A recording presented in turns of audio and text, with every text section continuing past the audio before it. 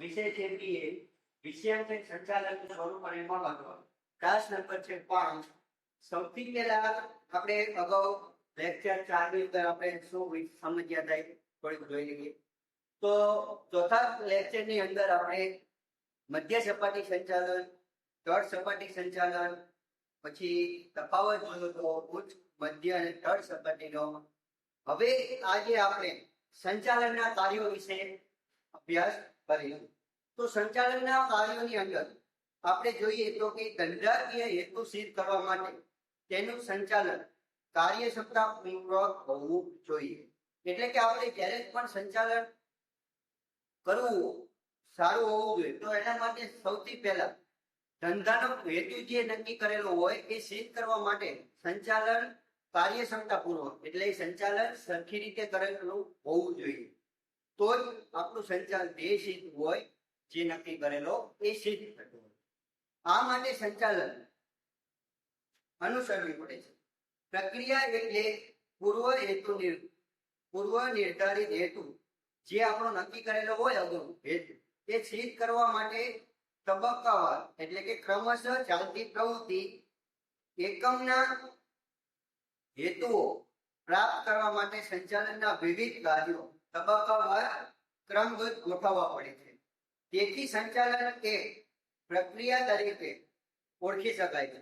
એટલે સંચાલન એ ક્રમશઃ જે રીતે આપણે નક્કી કરેલું હોય ક્રમશઃ મુજબ ગોઠવવું પડે છે અને આ બધી પ્રક્રિયા એ પ્રક્રિયા તરીકે ઓળખવામાં આવતી હોય છે.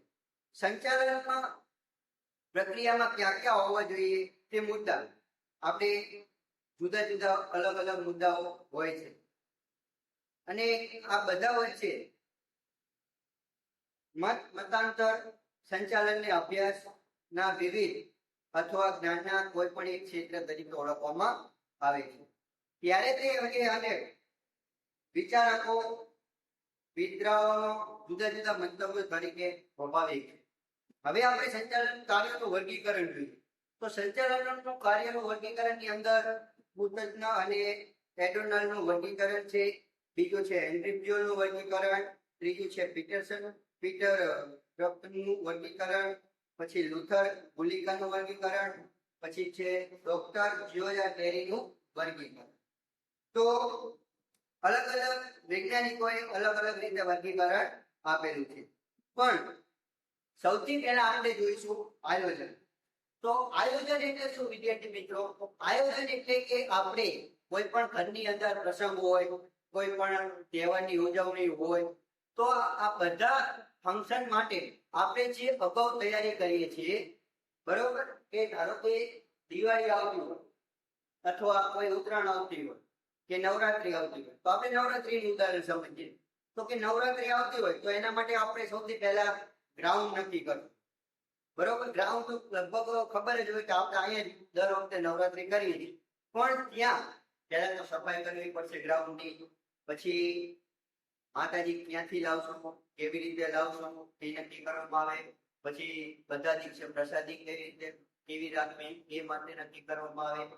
ગરબાની અંદર ગરબા કેવી રીતે ગવડાવશો એ નક્કી કરવામાં આવે.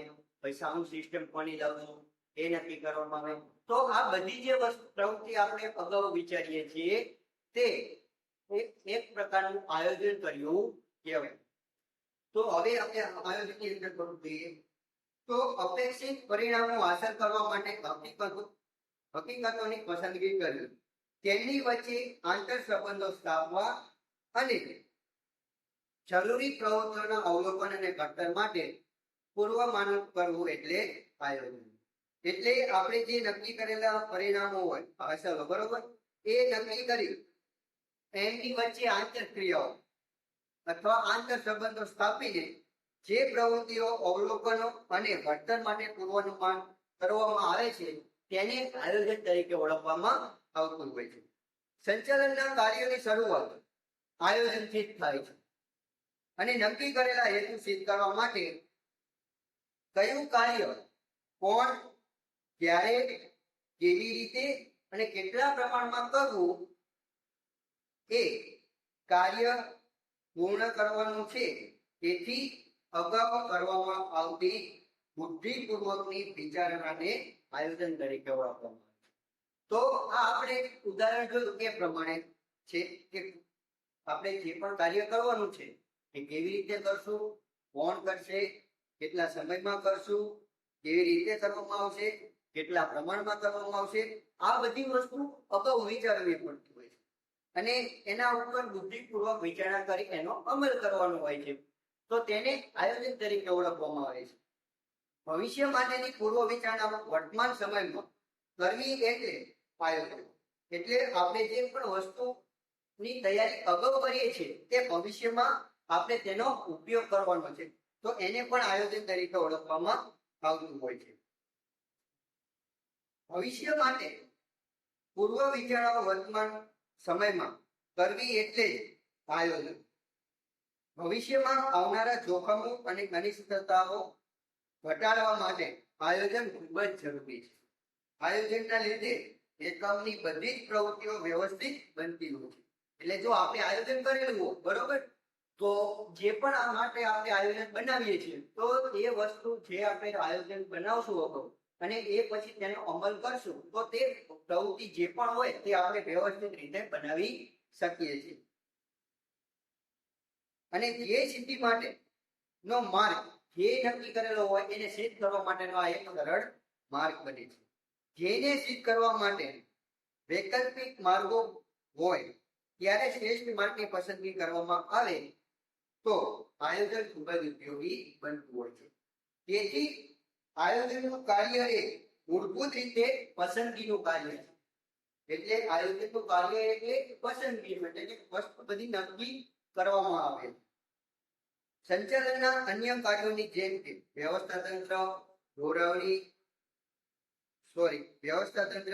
કર્મચારી વ્યવસ્થા, સંકલન, અંકુશ વગેરેના પર આધાર આયોજન પર રહેલો હોય છે. બરોબર વિદ્યાર્થી મિત્રો? તો આ છે આપણું આયોજન. હવે આપણે જોઈશું વ્યવસ્થા તંત્ર. તો વ્યવસ્થા તંત્ર આપણે જોઈશું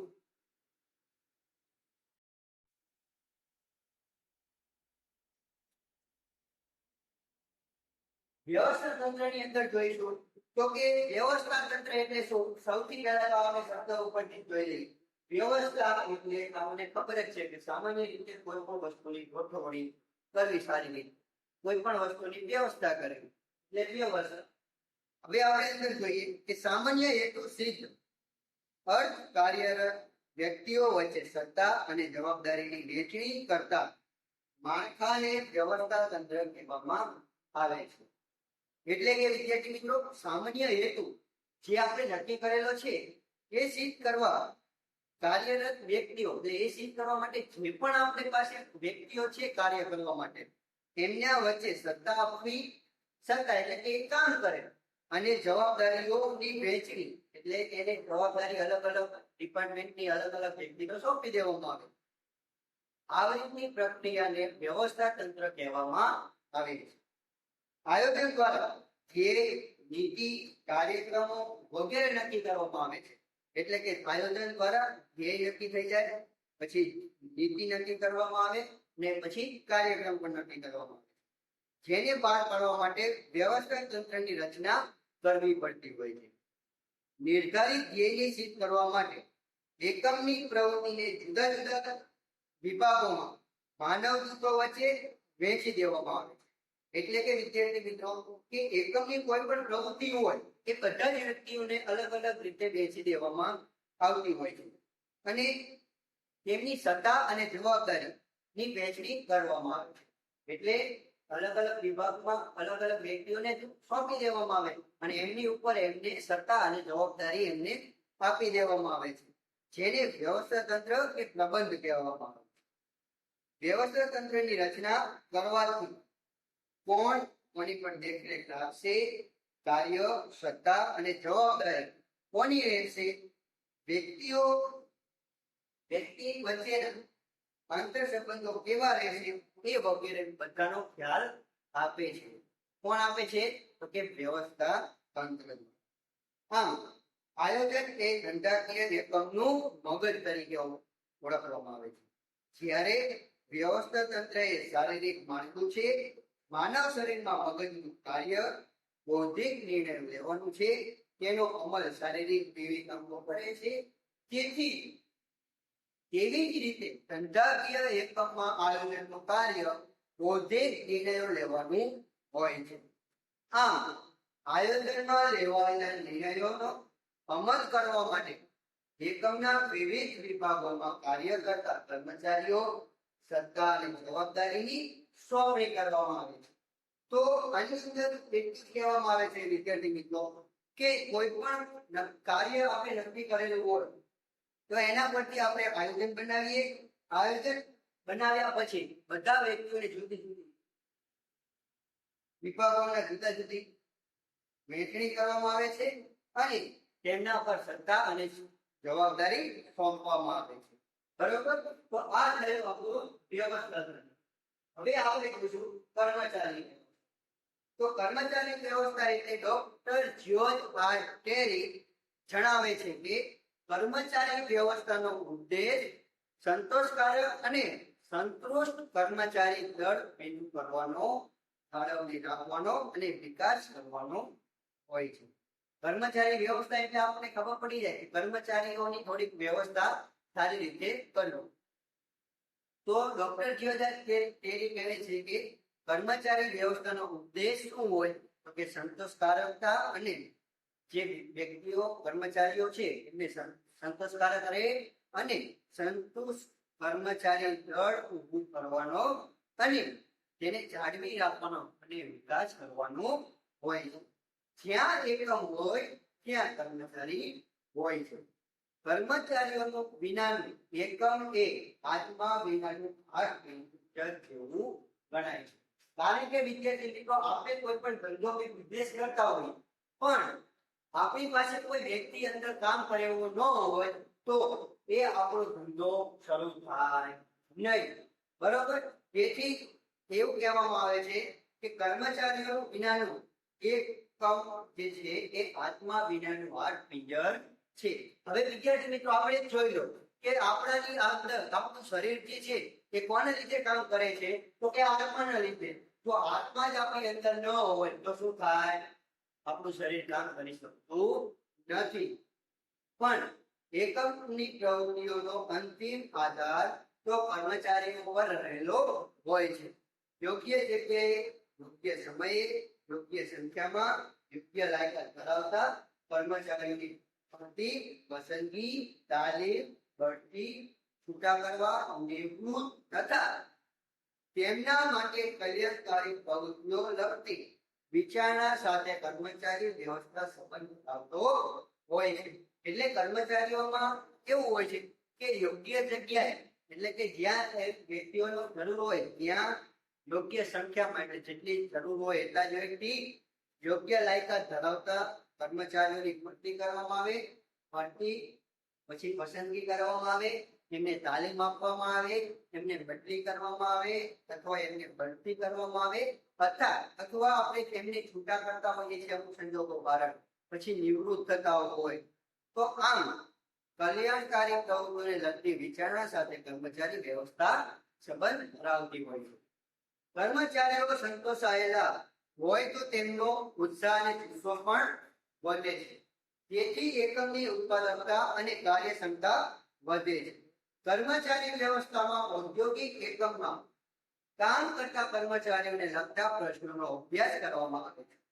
એટલે ઉત્પાદનની કાર્યક્ષમતા વધે છે પણ કર્મચારીઓની ઔદ્યોગિક એકમમાં કામ કરતા કર્મચારીઓને લગતા કોઈ પણ પ્રશ્નો થાય તો એનો અભ્યાસ પણ કરવામાં આવતો હોય છે. જો કોઈ પણ ધંધાકીય એકમના સફળતાનો આધાર કર્મચારી પર રહેલો હોય છે. તો આપણે સૌથી પહેલા જોઈશું તો કે આપણે કોઈ પણ ધંધો શરૂ કરતા હોઈએ ત્યારે જો આપણી પાસે કોઈ વ્યક્તિઓ અંદર કામ કરે નહીં, બરોબર, તો આપણો ધંધો સફળ થાય નહીં. જો કર્મચારી સારી રીતે કામ કરે તો આપણો ધંધો કેવો ચાલશે કે સારો ચાલશે. તો કંપનીનો મુખ્ય આધાર કોણ કહેવામાં આવે તો કંપનીનો મુખ્ય આધાર કર્મચારીઓ કહેવામાં આવે છે.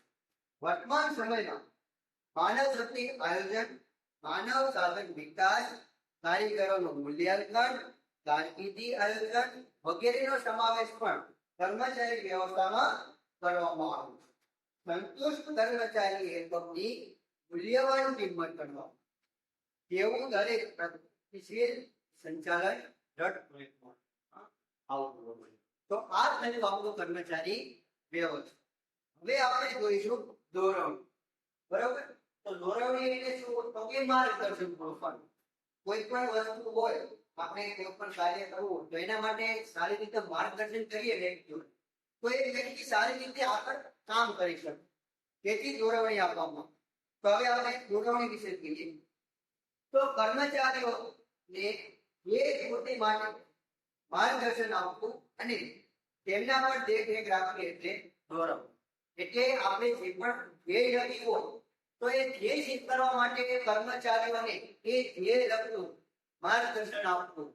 બરોબર? અને એમના ઉપર સતત દેખરેખ રાખવી એટલે ધોરણી કહેવામાં આવે છે. એટલે આપણે જે ધ્યેય નક્કી કરેલો હોય એ ધ્યેય પણ પૂરો થશે અને જો એ કામ સારી રીતે ન કરી શકતો હોય કે અથવા કઈ ભૂલ પડતી હોય તો એને આપણે ઉપર સતત દેખરેખ દ્વારા એ ભૂલ આપણે સુધારી શકીએ છીએ. નિર્ધારિત ધ્યેય પ્રાપ્ત કરવા માટે એકમમાં કામ કરી રહેલ કર્મચારીઓને માર્ગદર્શન આપવું અને તેમના ઉપર અસરકારક દેખરેખ રાખવાનું કાર્ય ખૂબ જ અગત્યનું છે. એટલે વ્યક્તિઓ કામ કરતા હોય છે પણ એમના ઉપર આપણે ધ્યાન રાખવું પડતું હોય છે, કારણ કે એ વ્યક્તિ સારી રીતે કામ કરે છે કે નહીં એની ચકાસણી માટે આપણે તેના ઉપર દેખરેખ રાખવી જરૂરી છે. ઔદ્યોગિક એકમમાં હેતુ નક્કી કરી તેને આયોજન કરવા માટે આદર્શ વ્યવસ્થા તંત્ર રચના થાય છે. માલ સામાન અને યંત્રોની ખરીદી થાય છે. કર્મચારીઓની નિમણૂક કરવામાં આવે, પરંતુ જ્યાં સુધી અધિકારીઓ તેમના હાથ નીચે કામ કરતા કર્મચારી કે કામદારોને કામ કેવી રીતે કરવું તેનું માર્ગદર્શન જો ન આપવામાં આવે તો બધા પ્રયત્નો નકામા નીવડે છે. હવે આપણે માલ લઈએ, કાચો માલ બધાને, પછી યંત્રોની ગણતરી કરી, પછી કર્મચારીઓની નિમણૂક કરવામાં આવે, પરંતુ જો એ કર્મચારીઓને કઈ રીતે કામ કરવું એ જ આપણે ન કહીએ તો આપણે બધી જ વસ્તુ જે ધંધામાં લાવે એ વ્યર્થ કરવામાં આવતી હોય છે. દોરવણી વગર સંચાલનના અન્ય કાર્યો નિરીક્ષણ બનતા હોય છે. દોરવણીના કાર્યો તાબેદારોનું માર્ગદર્શન પૂરું પાડવું, દેખરેખ રાખવી, હુકમો કે સૂચનો પૂરા પાડવા, કામ નિર્ધારિત કરવું, કામદારને પ્રેરણા આપવી, નેતૃત્વ પૂરું પાડવું વગેરે કાર્યોનો સમાવેશ દોરવણીની અંદર સમાવેશ કરવામાં. દોરવણી એ સંચાલનની દરેક સપાટી પર સતત ચાલતી પ્રક્રિયા કહેવામાં આવે છે. એટલે સંચાલનની અંદર દોરવણી જે છે તે બધી જ કક્ષાએ કામ કરતી હોય છે, તેથી તેને સતત ચાલતી પ્રક્રિયા કહેવામાં આવે છે. બરોબર? તો આ થયું આપણું દોરવણી. હવે આપણે જોઈશું અંકુશ. તો અંકુશની અંદર અંકુશ એટલે કે પ્રયોગનો પરિણામ તથા સાધનોનો ઉદ્દેશ વચ્ચે સંતુલિત સાધવાનું કાર્ય એટલે અંકુશ. એટલે પ્રયત્નો જે છે એને પરિણામ જે મળે છે તથા સાધનો અને ઉદ્દેશો વચ્ચે સંતુલન રાખવાનું કાર્ય અંકુશ કરતું હોય છે. અંકુશ એ સંચાલનનું અંતિમ કાર્ય છે. એટલે અંકુશ જે છે એ સંચાલનની અંદર સૌથી છેલ્લે કામ કરતું હોય છે. નિર્ધારિત ધ્યેયો સિદ્ધ કરવા માટે એકમની પ્રવૃત્તિઓ આયોજન મુજબ થાય છે કે નહીં તે જોવાનું કાર્ય અંકુશ કરતું હોય છે. જૂના પ્રણાલીગત ખ્યાલ મુજબ અંકુશ એ કર્મચારીઓ ઉપર નિયંત્રણ મૂકવા, કડક વલણો આપવાનું, કર્મચારીઓની ભૂલ કરે તો તેની શિક્ષા કે દંડ કરવાનો, બદલી કે બઢતી અટકાવી તેવો હતો. આ અંકુશનો નકારાત્મક ખ્યાલ હોય છે. આધુનિક સમયમાં અંકુશનો ખ્યાલ હકારાત્મક પણ છે. તે સુધારાલક્ષી પ્રવૃત્તિ ગણવામાં આવે છે, કારણ કે અંકુશનું કાર્ય થઈ રહેલા કાર્યને અટકાવતું નથી, પરંતુ જો કાર્ય આયોજન મુજબ ન થતું હોય તો તેને અટકાવીને તેને સાચી દિશામાં લઈ જવાનો હોય છે. ભૂતકાળમાં થયેલી ભૂલોનું ભવિષ્યમાં પુનરાવર્તન ન થાય તે જોવાનું કાર્ય અંકુશ દ્વારા કરવામાં આવે છે. તો આ થયું અંકુશ. બરોબર. હવે આપણે જોઈશું સંકલન.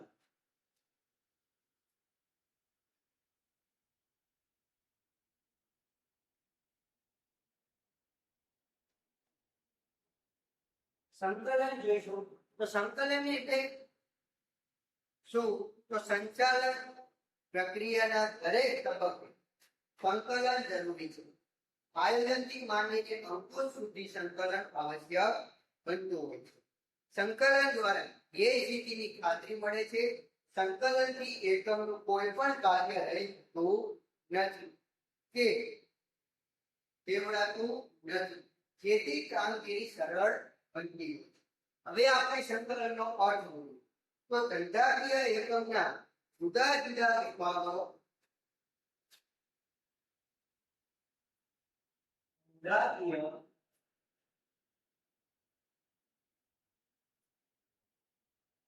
એકમના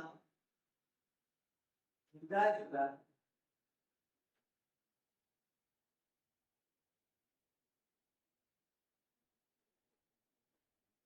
વિભાગોમાં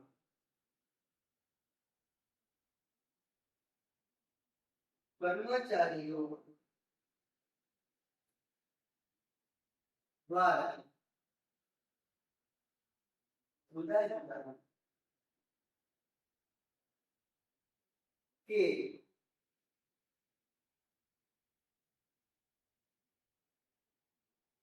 જે કાર્યો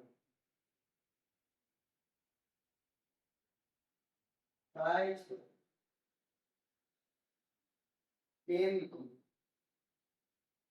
વચ્ચે સૂત્રતા કે સુમેળ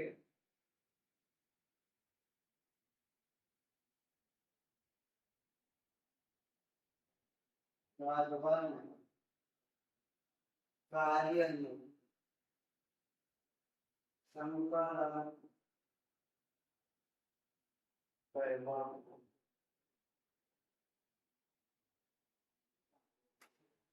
જો વિદ્યાર્થી મિત્રો સંકલનનો અર્થ જોઈએ તો કે ધંધાકીય એકમના જુદા જુદા વિભાગોમાં કર્મચારીઓ જે કર્મચારીઓ છે એના દ્વારા જુદા જુદા જે કાર્યો થાય છે તેમની વચ્ચે સૂત્રતા કે સુમેળ સાધવાના કાર્યને સંકલન કહેવામાં આવે છે.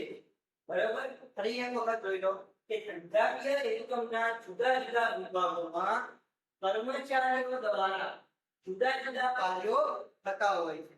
તેમની વચ્ચે સૂત્રતા એટલે કે બંને સાથે જોડાણ અથવા સુમેળ સાધવાના કાર્યને સંકલન કહેવામાં આવતું હોય છે.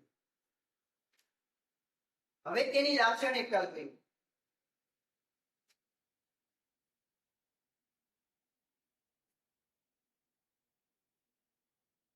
લાક્ષણિકતા છે પેલી જોઈએ તો આયોજનથી અંકુશ સુધી દરેક કાર્ય કરતી વખતે સંકલન જરૂર પડે છે. તેથી સંચાલન પ્રક્રિયા સંકલન વગર શક્ય બનતું નથી. બીજું, સંકલન એ સંચાલનની દરેક સપાટીએ થતું કાર્ય છે. એટલે સંચાલનની અંદર એકબીજા સાથે જોડાણ કરવું, બરોબર, એકબીજા સાથે થોડા અનુરૂપ થવું એ દરેક સપાટીય કાર્ય થતું હોય છે. સંકલનની સફળતા માટે માહિતી સંચારની વ્યવસ્થા કાર્યક્ષમ હોવી જોઈએ. એટલે સંચાલન જે છે એની સફળતા માટે માહિતી સંચારની વ્યવસ્થા કરવી આપણે જરૂરી બનતું હોય છે. સહકાર વગર સંકલન શક્ય નથી. આપણે જો એકબીજાને સહકાર ન આપીએ તો સંકલન થતું નથી. એકમની વિવિધ પ્રવૃત્તિઓ વચ્ચે સંકલન જળવાય તે માટે વિવિધ પ્રવૃત્તિઓ સાથે સંકળાયેલા દરેક કર્મચારીઓનો સહકાર જરૂરી બનતો હોય છે.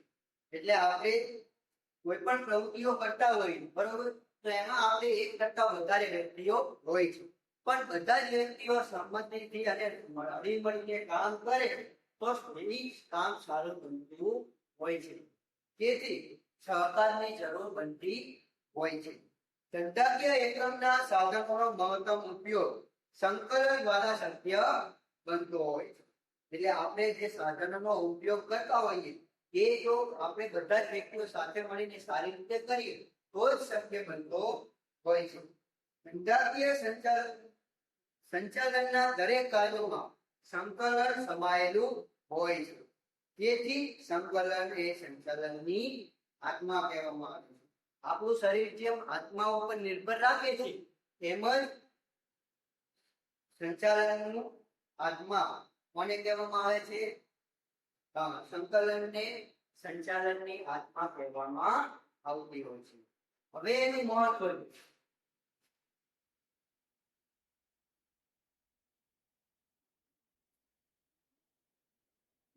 જોઈએ કે સંકલનથી સંચાલનના જુદા જુદા કાર્યો જેવા કે આયોજન, વ્યવસ્થા તંત્ર, ગોઠવણી, અંકુશ વગેરેને અસરકારક બનાવતું હોય છે. સંકલનને કારણે એકમના બધા જ કાર્યો સરળતાથી કરી શકાય છે. સંચાલનથી એકમનું કોઈ પણ કામ કરવાનું રહી જતું નથી અને ફરીને બીજી વાર એ કાર્ય કરતું નથી. સંચાલનથી એકમના જુદા જુદા વિભાગોમાં સંવાદિતા જળવાઈ રહે છે. એટલે જુદા જુદા વિભાગોમાં કાર્ય થતું એ બધા વચ્ચે એક સાથે સારી રીતે કામ થઈ શકે છે. એકમના વિવિધ વિભાગોમાં કાર્યો અને તેમના ક્રમ સમય વચ્ચે કાર્ય કરતા હોઈએ છીએ આપણે બધા વિભાગોની અંદર, તેની અંદર ક્રમ અને સમય વચ્ચે સંતુલન જાળવવાનું કાર્ય સંકલનને લીધે શક્ય બનતું છે. એટલે કે આપણે બધા વિભાગોમાં અલગ અલગ રીતે કામ કરતા હોઈએ ત્યારે ક્રમ અને સમય બંને વચ્ચે સમાનતા જાળવવાનું કામ સંકલન કરવામાં આવતું હોય છે. સંકલનને લીધે એકમના નક્કી કરેલા હેતુઓ સિદ્ધ કરી શકાય છે. એટલે આપણે કોઈ પણ ધ્યેય નક્કી કરેલો હોય છે એ સિદ્ધ કરવા માટે સંકલન શક્ય બનતું હોય છે. તો આપણે અહીંયા સુધી આજે આપણે અભ્યાસ રાખશું 5મા લેક્ચરની અંદર. તો આજનું હોમવર્ક આપણે જોઈએ તો કે સંકલનનો અર્થ આપી તેની લાક્ષણિકતા જણાવો.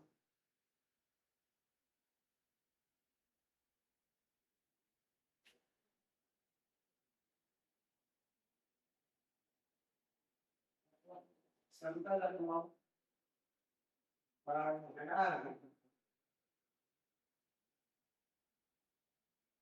તેની લાક્ષણિકતા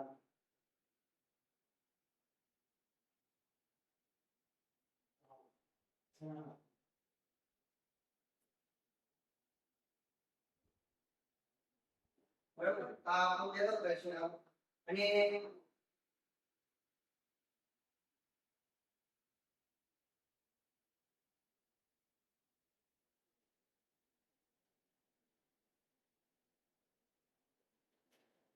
બસ આ એક પ્રશ્ન આપણો આજના હોમવર્કમાં થેન્ક યુ વિદ્યાર્થી મિત્રો.